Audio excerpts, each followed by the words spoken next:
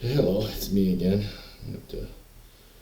So, 30 years old, just turned 30, spring. I am in London, England. I'm allowed to say the country and the city. So, I gotta find this person. She's about 12 or 13 years old. She's just gonna go into puberty. An angel told me, I have two angels, there's another angel, I communicate with angels every so often, told me that I have to give her the news about herself. Now, I was born with my gifts, and I was told by my grandmother and my mother and my father, and I was also told not to tell anybody. But time has passed, 30 years since I was born.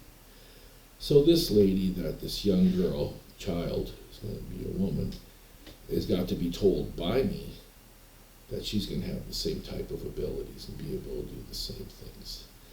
Now, the angel told me 1 in a billion people are born like this, and that the amount of people in the world reaching another billion. At the time I was 30 years old, we were at about 4 billion, and now we're hitting 5 billion.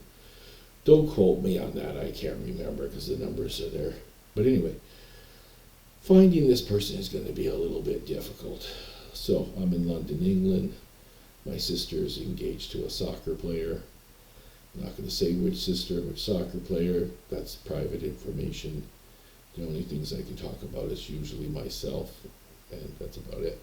And other people, but can't mention their names or anything. So I'm in London, England. I said, where do I go? And the angel goes, you got to get to Brighton.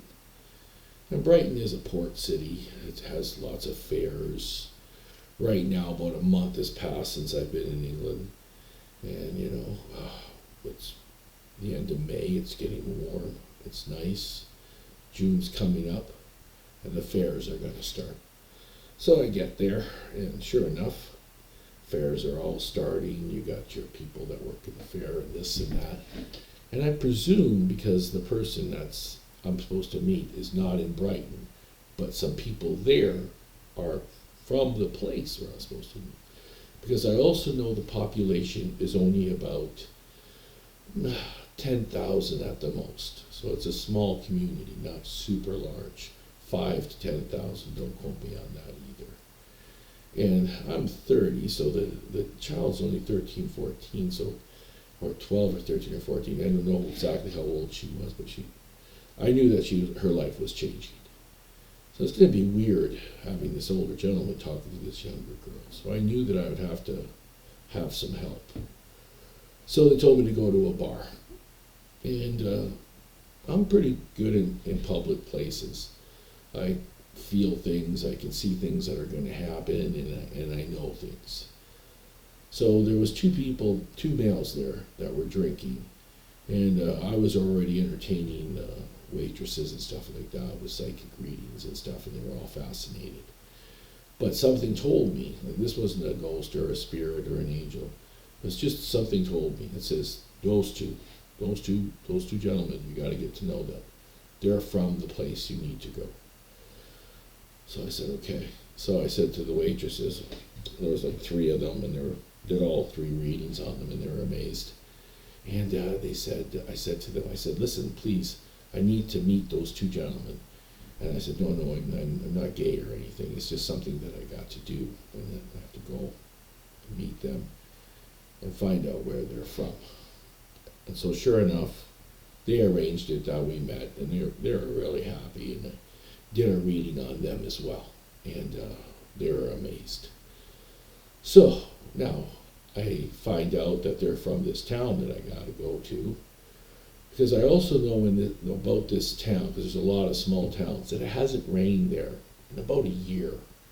And they've been having awful crops and just horrible finances because it's a farmer town. So I said, that's the place that I got to go to. And sure enough, they brought me there, and I explained everything to them. And I'm looking for a girl which is about 5'2", blonde hair, blue eyes. And they said, all the girls in this little town are like that. And I said, well, she's a single child. She's an only child. She goes to church every Sunday. Um, she's, you know, a good kid, and that's all I know. Until I meet her, I won't know if it's her. So they bring me to the town, and they're a little weary of me because, you know, I'm an outsider, and they're weary about all outsiders. And I said to them, I said, listen, you know, whatever it is you guys think I am, I'm not. I'm a good person. I'm here to try to find this person and give her some information. So I started doing readings on the town folks as well to get them to understand that I got to do this. And the big thing they all complained about, it hasn't rained in a year. And I said, listen, if you guys help me meet this person, then I will make it rain. And I'll make it rain as long as you want. And they said, that's a big, tall order. And I said, well, I can do it. And, okay, so they made this little town square where all the people from the town would go to meet. They have these little things every weekend anyway. And I was invited to it. And I saw her. I could feel it. I can feel it when I meet someone that has extra special abilities or are going to. And plus, that's the one I'm supposed to meet, to talk to tell her about what's going to happen. If you're not born with this, and you do it when you get older and your cognitive abilities are 100%, like usually children's are not exactly, but she's turning into an adult, so she's getting there. It's going to drive her insane. So I've got to calm her down and tell her about how normal this is for a person like herself. So, first of all, I'm going to need to talk to her. That's the difficult part. So, now, found her. We're in the town square. I said, that's her. They had a constable there, which was a law person, and he's like, I'm going to have to monitor this. And I said, okay. And he goes, when are you going to make it rain? So the mayor, the deputy mayor, the storekeeper, there's only 2 bars, the bar owners, all the people of wealth and power in that town were all around me. Because everybody else is a farmer, and they need to make, finances, sell their crops, and they need to grow. So I'm like, okay, I'll do this. So finally, I start talking to this young lady, and their parents are about 50 feet away, and I start telling her, I say, listen, in a couple months, you're going to start to hear voices, you're going to start to see things, you're not going to understand it, and you're also going to go through puberty. Those 2 things alone should drive you crazy, but you got to hang in there. I work for God, and I think that He sent me here to tell you that you work for Him too, and you're supposed to accomplish all these things in your life, but I got to get you through this little bump in the road you're going to go through, because you're not going to understand it, and you're going to have to piece it together as you go during your life. And I'm trying to, explain it to her to the best of my ability. And I did some little magical tricks that I can do to show her that I was real, and gave her her life story on her mom and her dad. I didn't even have to get close to them. All I did was get close to her, and through her, I could see that. And I was telling her, listen, it's going to be okay. You're going to make it, and people are going to seek you out to ask you about their lives, and you're going to help them, and you're going to probably, be okay. I'm hoping. I really don't know, but I'm here, sent from an angel, to tell you all these things, that you're going to be fine, you're going to make it through, and you're going to accomplish things, and be happy. Okay, so after I got to meet her twice and talk to her twice, I wanted a third one. I didn't get the third one because I haven't made it rain yet. So I said, if I can get a third meeting that day, I'll start to make it rain. So, okay, the third meeting starts to happen. It starts raining. Everybody's going a little nuts because it hasn't rained there in a year, which I find kind of odd too. But it's raining. And so I get to finish off my story with her and explain to her how things are going to go. But I can only go 1 year in the future at that particular time. And everything's going to be fine. And she's going to, whatever she wants, she will get. But she's got such a good heart, such a good soul, such a good person.